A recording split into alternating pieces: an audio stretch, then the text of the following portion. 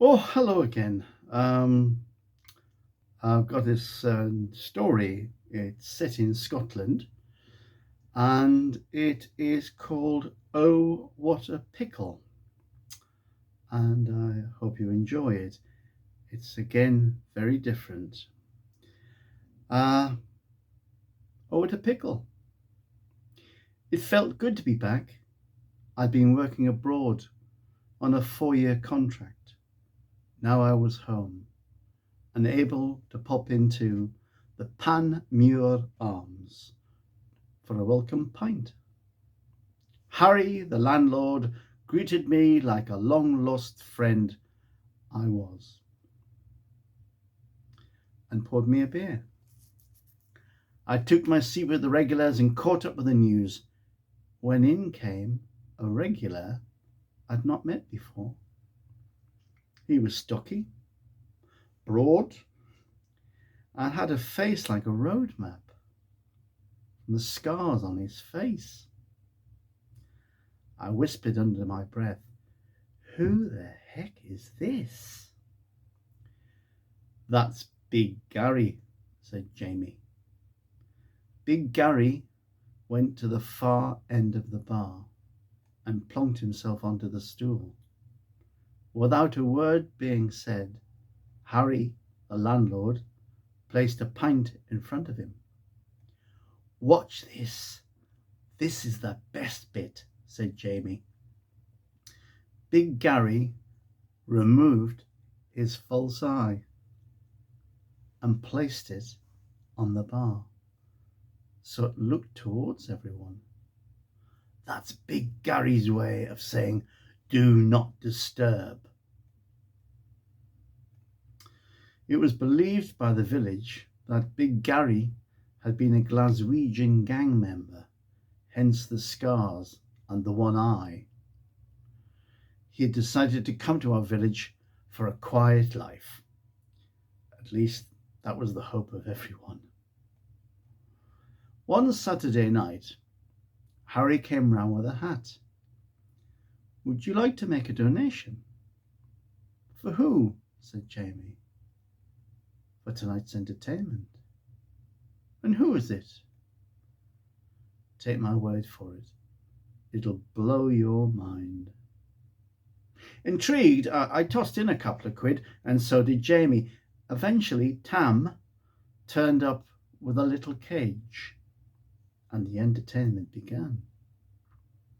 He placed it on the bar and opened it, and out jumped a white rat. "Mesdames and messieurs," Tam said in his best French accent, "for your delectation tonight, I present Doogie." All eyes turned to the rat.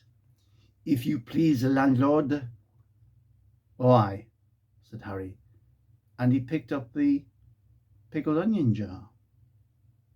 He scooped one out with a spoon and placed it on the bar in front of Doogie, and off he went. He dribbled that pickled onion down the bar and back again, just like a professional football player. Harry placed 5 or 6 glasses in line, and Doogie drove the pickled onion around them and through them.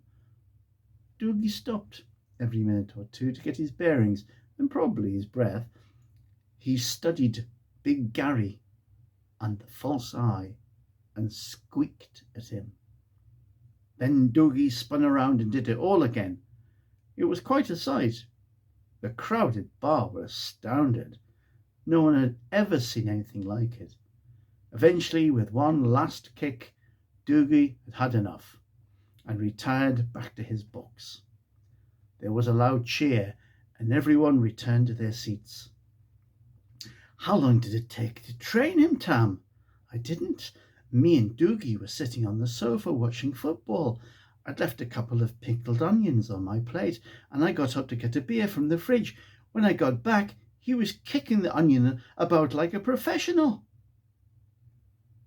A month later, Harry came round again with the hat.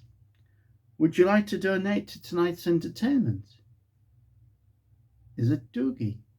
If it's the same thing, I'll not bother, thanks, said Jemmy. It is, but I've seen what he can do. Very different from last time. I doled out a couple of quid, and so did most of the others. An hour later, Tam came and placed Doogie in his box on the bar. As Doogie stepped out, there was a great big chair. Harry scooped a pickled onion out of the jar and placed it in front of Doogie. Doogie sniffed it and kicked it off the bar. Before anyone knew what was happening, Doogie had run towards Big Gary. He scooped up his false eye and was butting it along the bar. Big Gary tried to grab him, but the packed pub got in the way. Doogie stood on his hind legs. Everyone looked on with wide eyes and dropped jaws as Doogie the rat played keepy uppy with Big Gary's false eye. Doogie kicked it from foot to foot, then bounced it off his head, then from shoulder to shoulder, then up for a few more headers, and then back to his feet, just like a seasoned footballer.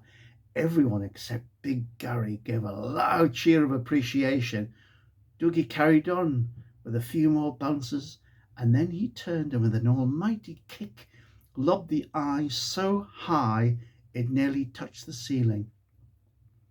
All eyes, apart from Gary's one, or was it this one, followed its path till it plunged into Big Gary's pint with a splash.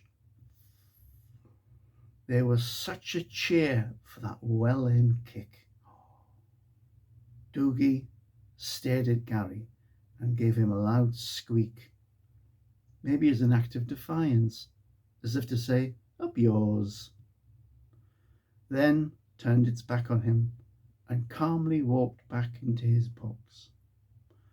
The looked one-eyed Gary, was it that one, gave Doogie, "Well, I'm glad it wasn't me." He picked up his pint, drained it, he retrieved his false eye, excuse me, and walked out of the pub. Everyone waited till he'd gone before the pub exploded with cheering. It was a week later that a tearful Tam came into the pub to announce that Doogie was dead. An opened packet of crisps had been pushed through his letterbox, and an unrestrained Doogie had eaten the lot. Tam, finding the rat in convulsions, Tam had rushed it to the vet's, where he had died. The vets did tests, and the contents of Doogie's stomach was full of crisps laced with rat poison. Who could have done such a thing? Everyone had a good idea who the likely poisoner was, and even if Big Gary had Glaswegian gang connections, it didn't stop the village from showing their displeasure. Bricks through windows, things poured or stuffed through his letterbox. It took a few weeks, but a removal van turned up one morning, and Big Gary and his possessions were gone.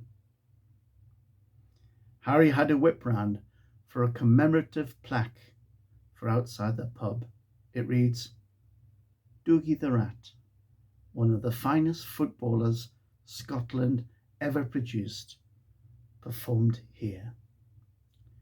We all wore black armbands for a month." Hope you enjoyed that. And if you don't know what keepy uppy is, it's bouncing a football, not letting it go on the ground. If you liked it, please click like, and please subscribe if you want to hear some more stories. And please share me.